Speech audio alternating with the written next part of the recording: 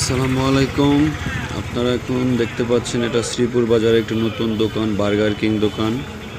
এখানে আমরা আজকে বার্গার খাবো, জুস খাবো। এটা হচ্ছে বার্গার বানানো হচ্ছে এখানে। বার্গারটা খুবই মজা, অবশ্যই মজা হবে। দেখা যাক।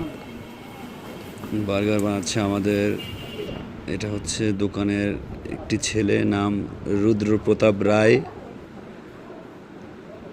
দেখা যাক বার্গারটি কিভাবে বানানো হয়।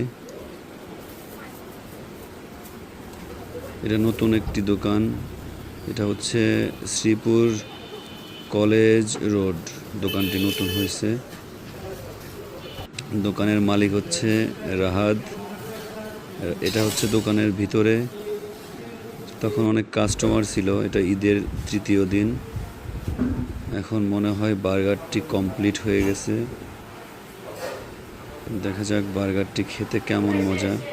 আমরা নতুন দোকানে বার্গার খেতে গিয়েছিলাম। এই তো বার্গারটি কমপ্লিট হয়ে গেছে। দেখা যাক একটু পরেই খাবো আমরা বার্গারটি। দেখা যাক কেমন। এই যে আমাদের দোকান মালিক রাহাত, তিনি সব কিছু বানায়। হয়তো এখন তিনি জুস বানানো নিয়ে ব্যস্ত আছে।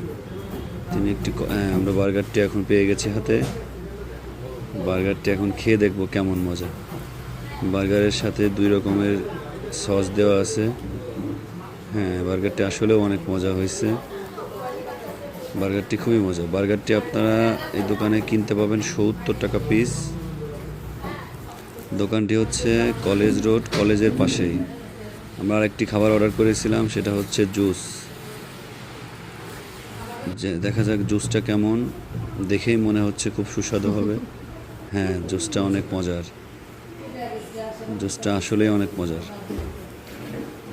ঠান্ডা ছিল আর অতিরিক্ত গরম ছিল। জুসটা গরম না, জুসটা ঠান্ডা ছিল, কিন্তু ওয়েদার ছিল অনেক গরম। আমরা আরেকটি খাবার অর্ডার করেছি, এটা হচ্ছে মোমো।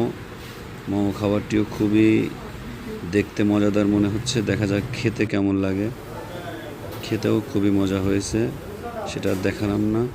এটা হচ্ছে শ্রীপুর কলেজ রোড। দোকানটি নতুন হয়েছে। দোকানে জুস পাওয়া যায় এবং বার্গার পাওয়া যায় সকাল 10টা থেকে রাত 11টা পর্যন্ত।